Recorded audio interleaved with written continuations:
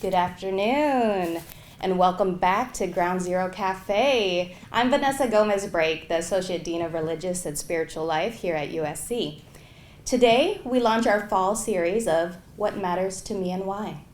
It's a new school year, but I'm grateful to see so many familiar faces out there. This series represents a creative solution to an important problem in the university setting. It's the separation of intellectual life from the personal and the spiritual.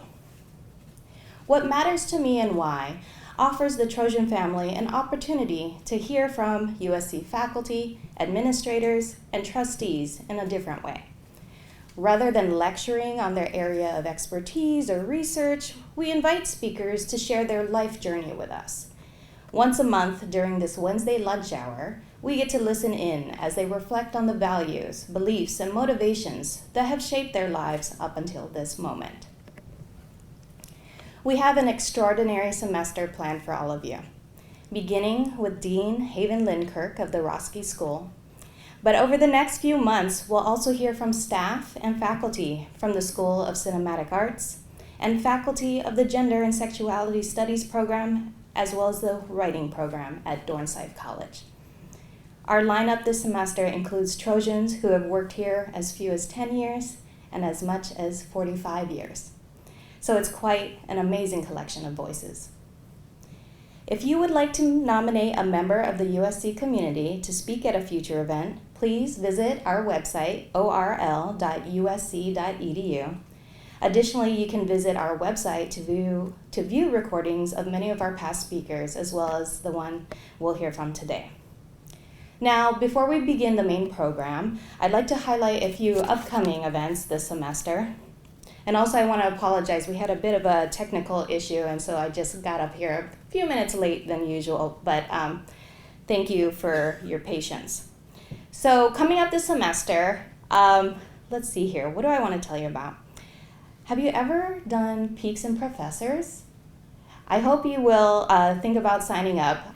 Go ahead and look them up. It's a student organization at USC that aims to unite professors with students by organizing outdoor adventures. And I bring that up because I, for some reason, signed up for 2 Peaks and Professors trips this semester. So look forward to either surfing with me in Santa Monica, or we'll also be paddleboarding on another weekend, and I promise we'll rent wetsuits this time. It's getting cold out there. So another event I want to tell you about is on Thursday, October 24th. Harry Potter as Sacred Texts. We'll be hosting that at the University Religious Center. It'll be a night of nerdy conversations, complicating great characters, and personal reflection.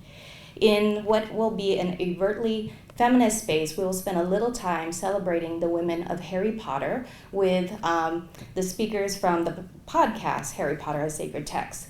Join us as we explore what it means to treat something as sacred, to live a life of meaning, and to sustain ourselves on the things we already love, like Harry Potter. All right, I think I'll end the announcements there, but you're welcome to sign up for our newsletter and also see some of our flyers there at the door to hear about everything else we're up to this semester. Grab a sandwich, relax, and prepare a question for our speaker today. We'll take about 10 minutes for Q&A after the talk. We do ask that you raise your hand and wait for the microphone before speaking. That way everyone in the room can hear you clearly. So, to introduce today's speaker, I've asked Ellen Yamaguchi to join us. Ellen is from Torrance, California, a sophomore here at USC, majoring in design at the Roski School. She works closely with Dean Lin-Kirk, and she also holds a front desk position at the school. So please join me in welcoming Ellen to the stage.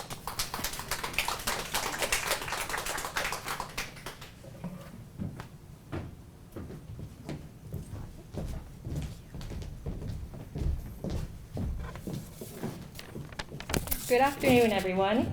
Thank you to Vanessa for giving me the privilege to introduce someone who is an inspiring teacher, a compassionate mentor, and a kind friend to all with who she connects.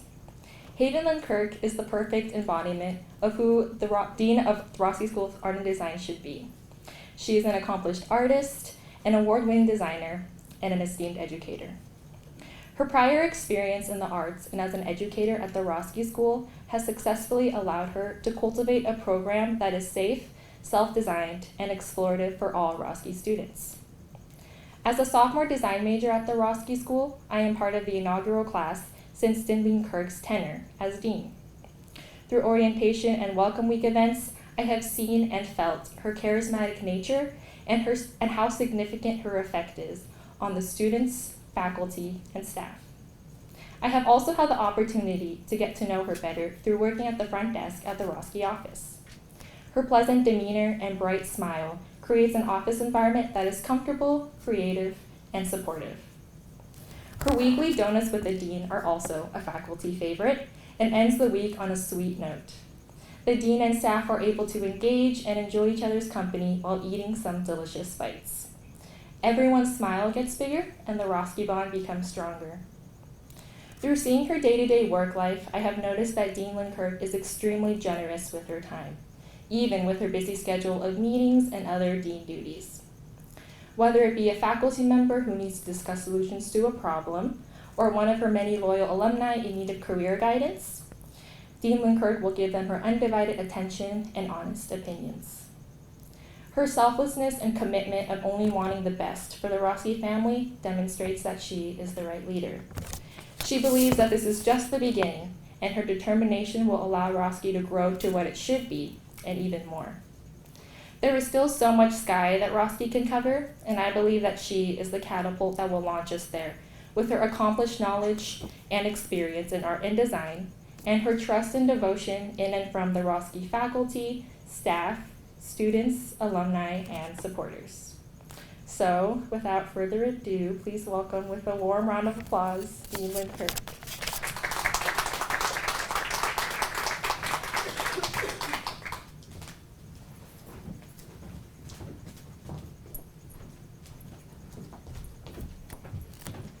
Hello, everyone. I'm going to be a little bit more unscripted than Ellen and Elsa. What I have up here is a poll, and you can take your cell phone if you'd like and go ahead and log in. You can also text. So if you want to text, sorry, I'm going to turn around. 37607, and then text the word Haven Lin-Kirk 359. That's one way of doing it. The other is to go to poll.com/Haven Lin-Kirk 359. And what you can do is you can actually put your opinions up behind me as I'm talking. All right, so I thought it'd be fun if it were a little more interactive. As Ellen said, I am the dean of the Art and Design School, the Gail Gardner Roski School of Art and Design. And I've been with USC for about, this year is going to be 18 years. I've been at the university for a fairly long time. I started off as an instructor. I hope you guys are doing this because if you play along, you'll notice that it will populate as I'm talking. So change the background. I came in as an adjunct professor, came in and taught a class called Senior Seminar, which was a professional practice and an exhibition class. And during the course of many years, I became the head of design and then eventually the dean of the school. So as you can imagine, I intimately know the art and design school. I've seen pretty much everything that is ups and downs at this school. And as Ellen said, I am very committed to the school for a whole variety of reasons, one being that I've spent a big part of my professional career there. And this idea of creativity has obviously been so much a part of my DNA and something that I not just strongly believe in, but something that I know helping people nurture and find it within themselves has been, I feel, my life's calling now. During the course of the time that I've been there, I've seen some extraordinary students come through the program, including award-winning designers. One of our alums is actually the art director for the LA Lakers, woo. And award-winning designers, some remarkable artists that have shown everywhere that you can possibly imagine, from the large museums all the way across the country and to other countries internationally. And there's something remarkable about being able to share that with young people and creatives. So when I was asked to speak, obviously it was a very easy question to answer. So what is it that matters to me and why? What matters to me is creativity, and the reason creativity matters so much is because I do think it's a skill set that almost everyone needs these days in order to not just function, but to have a fuller life. And by creativity, I don't just mean, visual arts or creating something in design.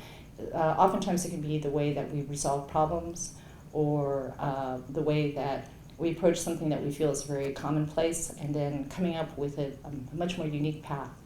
USC students, you guys are very, and community as well, you're very committed people in a way you can, you could change the world by the way that you think or that you're resolving problems.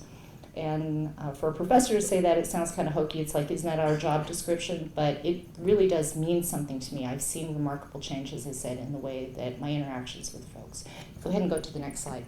So when I was asked to speak, I thought, gosh, I really hate the stand at the microphone, what I call the talking head model, right?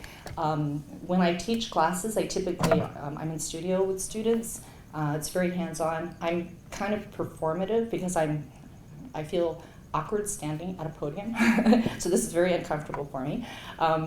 But what I do like is, I like technology, obviously, and I like it when I hear responses from folks. Since most of you probably don't know one another, and it's really uncomfortable for me to start, calling people out, I thought this would be a nice anonymous way for you guys to participate with me. So, are you creative? That's a question. When I put this up, one of the art professors saw it and said, "Oh, I'm really creative, so mine is a sad face," right? Which I thought was really funny. I hadn't thought about that, but it's like, oh yeah, maybe being creative makes you unhappy sometimes. Again, most folks think of themselves in one way or another as being creative or wanting to be more creative. And what creativity means to me is, again, when you break out of the normal mindset that you have in order to address a problem or solve a problem. I come from a family of technical folks, the medical profession, and engineers. They did not see an artist, for generations, and so I was really the odd duck, as you can kind of imagine. But one of the things I noticed is oftentimes the solutions that my family and sometimes my friends had, they were remarkably interesting to me because they helped reference the way that I was looking at the world. And that is one of the, I think, the traits that artists and designers have, is that they are immensely curious about the world. And oftentimes their curiosity kind of takes the place of the way that they make and they create things in the world. So how did we do? Oh, look, can you see the little flags? So everyone's kind of in the middle. That's good. Okay, that's not terrible. And there's some sad ones. There's a couple of happy ones. All right. So that means that there's probably some room to work on as far as creativity goes. So maybe we'll go to the next slide. So we're going to play a little game, okay? It's called the 10 Things Creative Exercise. All right, and I'm going to tell you the rules of the game, and then I'm going to call on a few folks, and you only have to say 1 or 2 words. That's okay. And then the point of this exercise is by visualizing the way that the world works, you can make yourself more creative. This interior world that we create, which is what most of us think of as creativity, you can draw upon that in a whole remarkable variety of ways. Okay, so this is the rules of the game. There are 10 items, and I'll tell you what the items are, and then I'll repeat it, and then what we're going to do is we're going to do a word association where I'll ask for some volunteers, and then we'll attach it to the numbers, and then what we'll do is we'll try to go back and see if we can't recall all 10 items. Okay, so here it is. 1 is a gun, 2 is a screw, 3 is a key, 4 is a door, 5 is fingers, 6 sticks, 7 heaven, 8 is a gate, 9 is a line, and 10 is a hen. Okay? So 1 is a gun, 2 is a screw, 3 is a key, 4 is a door, 5 fingers, 6 sticks, 7 heaven, 8. What did I say 8 was? Oh, gate, thank you. 9 is a line, and 10 is a hen. So the reason this is a creative exercise is because all of you can use this in study techniques, I guess. Okay, so imagine one is again. I need a volunteer. I'm going to pick on my people if someone doesn't raise their hand. Okay, give me an object. A ball. A ball. Okay, so one is a gun. Okay, that's a bad one. I'm going to have to think of another one for that, but we'll use it for now. So attaching by association, taking the ball and the gun. Maybe the gun is,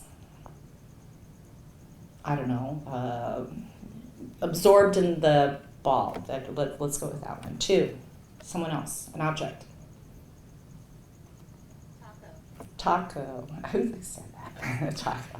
Okay, 2 is the screw. Okay, taco on the wall. And the more extreme this is, the better it works. So taco's on the wall, giant screw. We've screwed it into the wall. There's that taco. See that taco? There it is on the wall. Can all of you see it in your mind's eye? So you get where I'm going with this? All right, 3 is a key.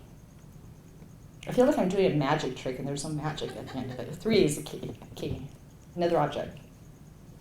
Come on. Purse? Okay, 3 is a key. Someone want to help me with this one? How are we going to attach the key with the purse? And like I said, the crazier it is, the more extreme, the more visual. If you can describe it now, tell me what color the purse is. What color is your purse? Black. Okay, black. Okay, that's okay. What's unusual about it? It has a lock on the front. That's why you need that key. But it's not just a key, it's a giant key, and it's stuck on the side of the purse, so it's almost like, I don't know how that works. Okay, 4 is a door. Okay, object. Oh my gosh, come on. You said that you're medium creative, right? So we should be able to get to 6, no problem. Yeah. Axe. Okay. Okay. 4 is a door. That one's, yeah, okay. Axe, breaking down the door. Can you see us breaking down the door with this axe? Is it a small axe? Is it a giant axe? I mean, describe the axe for me. It's pretty darn big. And it's green, okay? Green axe breaking down a red door. How's that sound? All right, 5 fingers. I need another object. Dumplings. I was waiting for that. Thank you, Ellen. Fingers and dumplings. Okay, fingers replacing dumplings, right? Pan-fried dumplings? Steamed dumplings? I don't know. Okay, fingers. Okay, 6. Stick. We're almost there. Come on, we're halfway through now. That's our midway mark, right? That was our midway mark. 6. Stick. Another object. Someone in the back. One of my professors told me that when you sit in the back of the room, your grades incrementally go down. Just want you to know that. Yeah, when I was in school. So.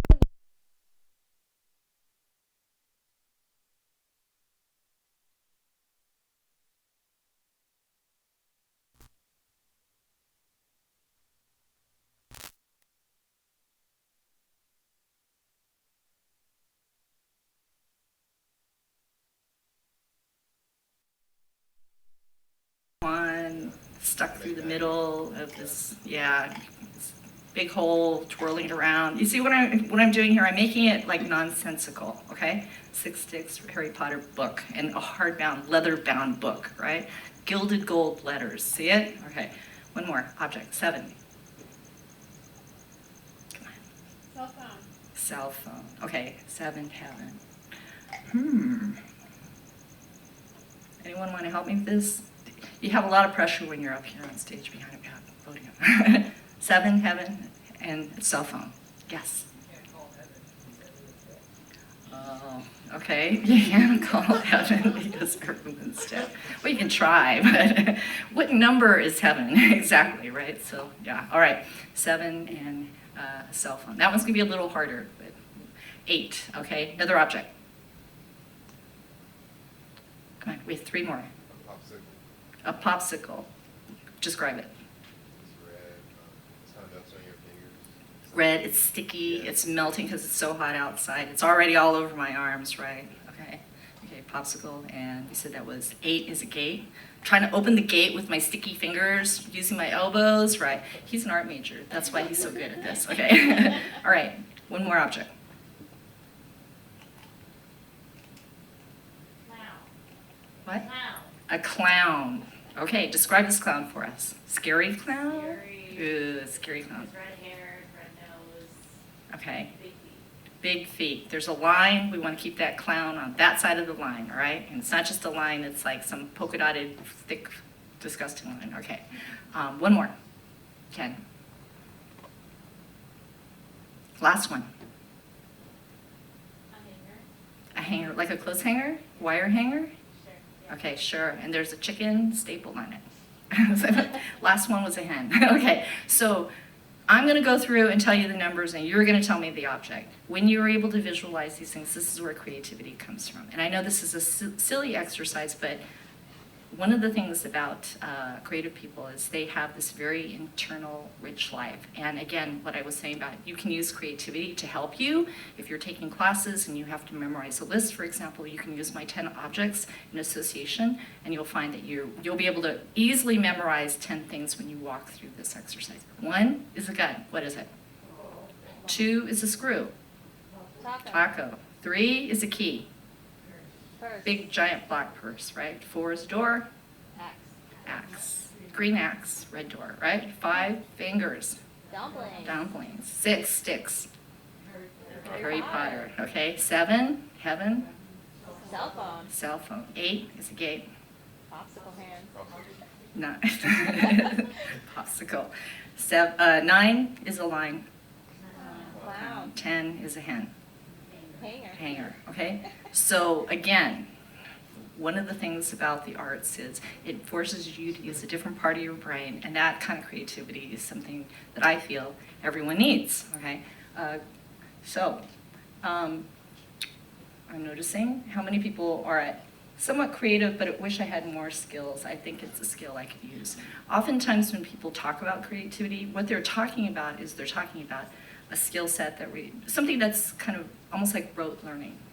Most of you could teach yourselves how to draw or think creatively. And the way that you do that is by changing your perspective. So again, oftentimes when you're given a list of things to memorize, the first reaction you have is like, oh, got to memorize this huge list, whether it's a biology class or a science-based class. And when you don't sometimes have an affinity for the things that you're learning, that connection doesn't exist. So in the arts, one of the things about creativity is you can almost take any topic and you can apply. That's what we're talking about when we say, like creative research or design research or art research.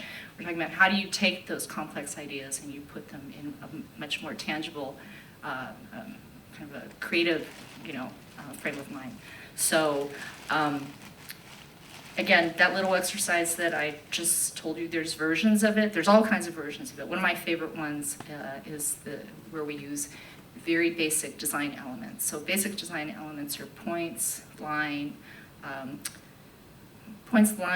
plane, and shape. Okay, and I'll explain what that means. They're the basic elements that we use in order to create anything two-dimensional or three-dimensional. So the actual definition of a point is a point space. Think about what that means. It's not a pencil point. It's a thing that actually can have substance to it. So in a design theory class, for example, which sounds really boring, design theory, but it's kind of fun, we do this thing where we try to visualize what that means, okay? And as a result of having this visual language, we've recreated the world around us in a different kind of way. So if another visualization exercise, we'll do this one very quickly, okay? If I had a point and I have asked you to imagine what that point looks like, what it feels like. What color is the point? Someone give me like I said, we're playing this, the games that kids play when they do the Let's Pretend. What's the color of this point? Orange, okay, orangey red, or orangey yellow. All right, is it heavy? Is it light? Heavy, really heavy? Really? Can't carry it, but is it small or is it large? Very small and very heavy. Can you guys see this in your mind's eye? Okay, can you feel it in your hands? Okay, that is much closer to the way that designers and artists think these days, rather than whether or not you can paint something that looks like a person or an object. So the definition of a line is the shortest distance between 2 points. So taking our point and separating it, the connection between that is the line. Okay, what color is this line?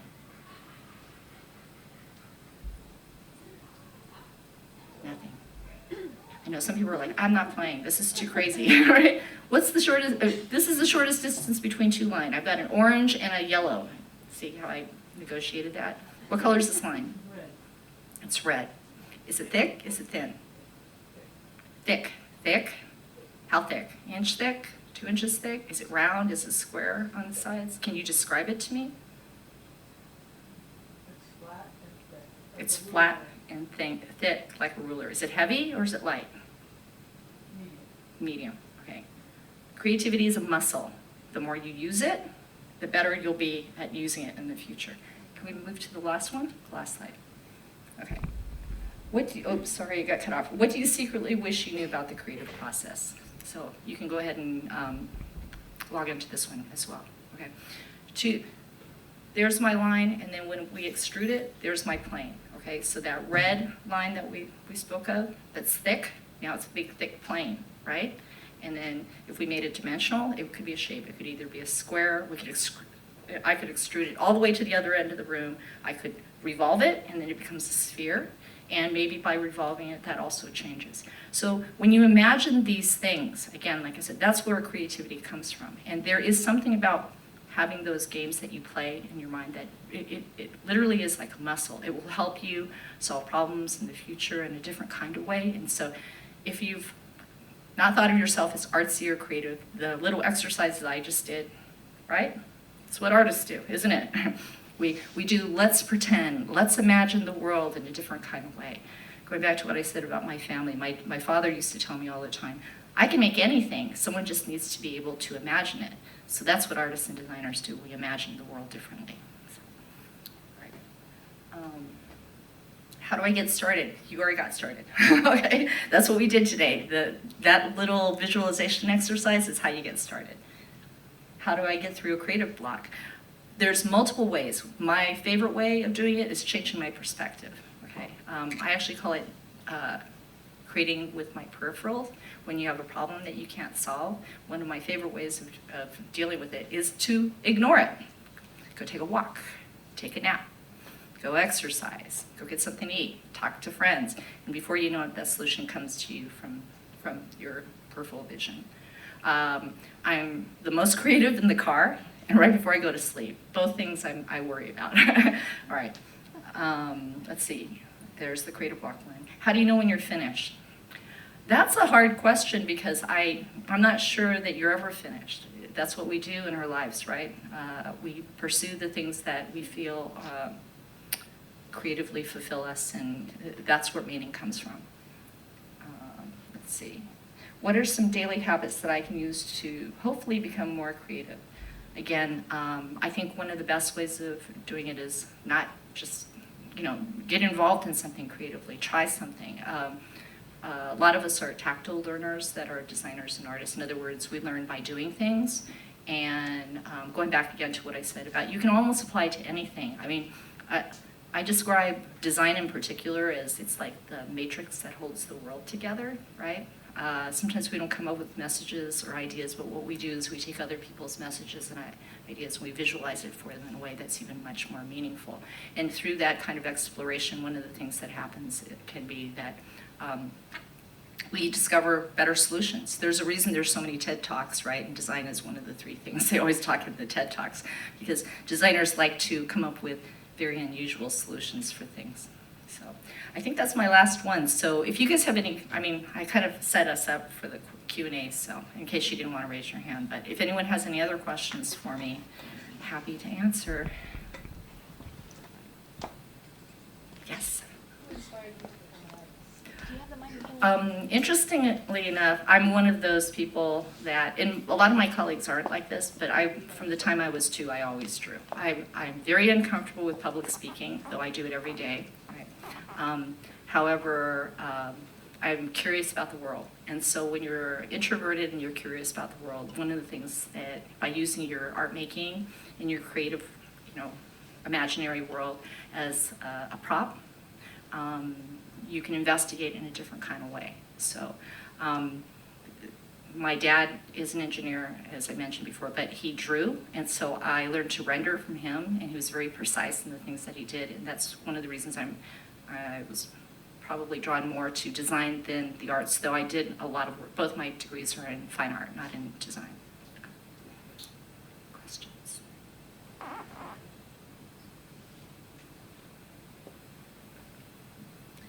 All right, so I'm interested, actually, you just mentioned your father would draw and so forth. I'm wondering what your childhood looked like in terms of the arts, Sure. whether you were always sort of drawn to creative endeavors, or whether it was sort of nurtured in you by your family. So, interestingly enough, no, they didn't. They're a very practical family, obviously, but it's not that they didn't nurture or support the creative part. I think where my curiosity comes from is I grew up everywhere. So I'm ethnically Chinese. I was born in Taiwan. We immigrated to Canada, then moved to New York. And from there, we were in Louisiana. And then my dad went and got another degree in engineering. So we were in Georgia, Texas, California, Saudi Arabia, back to California again. So I grew up everywhere, literally, right? I really identify with being much more biracial in some ways because though I'm ethnically Chinese, I grew up, in the States or elsewhere. So I think, again, this goes back to, and I come from not a huge family, but a pretty big family. There's 4 of us, so 3 girls and a boy. And I always came up with things for us to do because there were 4 of us and I'm the oldest of 4, so I kept us entertained, and that's where the art making probably came from. I like to make things, I like to tell interesting little stories and keep my brothers and sisters busy because we move so much. Being creative and having that ability to create narratives like that made me, I functioned well with other kids because I was the one that had the good ideas and would get us in trouble oftentimes too. But and that fit really well with the art persona. My folks, in their mind, the closest thing to art would have been architecture, but I told my dad that's way too much math for me. And I wasn't interested in building buildings, I was interested in building ideas. So again, I don't know if that explains anything, but everyone always looks backwards. I find that I look forward. It goes back to my curiosity in life means that I like to get my hands in things, and how I process the world typically, sometimes it's in objects, but more often than not these days it's with ideas. So, yeah. Any other questions? No, this is like incredibly uncomfortable. Like the people that work with me will tell you, I don't like to talk about myself. I like to be involved in the studio with folks. I like to be a participant more so than anything else. And again, that's the reason I wanted to do this visualization exercise, and I also described that I'm willing to go super nerdy, art dorky with folks, because if I find when people play along, one of the things they find is, oh, I've always thought that. I didn't know there were words for that. I didn't know other people did this, right?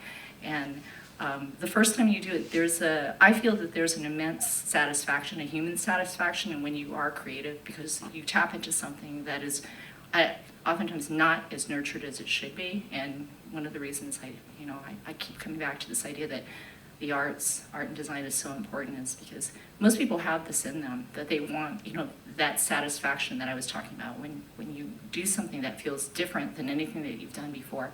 And those ideas that you formulate when you're going through this creative process can be immensely satisfying. Some people call it hobby. Some people, they hide their little creative impulse. You shouldn't. You should bring it to the forefront because regardless of what you do, whether you're in the sciences or technology, you'll find that kind of creative spirit will just make you so much better at what it is that you're doing. So, any other questions? Yeah. Ellen, can you give me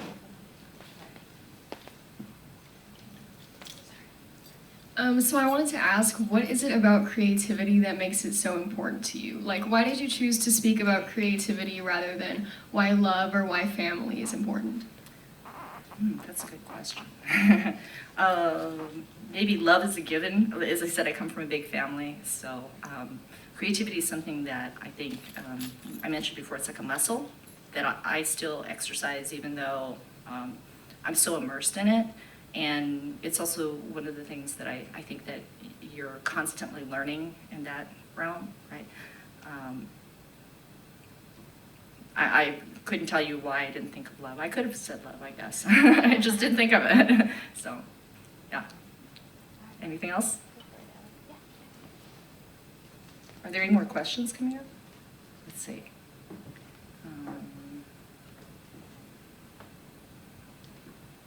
I like do we focus on the end product or the journey? Always focus on the journey. Yeah, always focus on the journey. You know, was it Michelangelo, 82, 84, that said he's constantly still learning, which I love that. I think that's amazing. Yeah. Okay. All right. On the behalf of USC, we wanted to give you a journal so you can continue to write about what matters to you and why.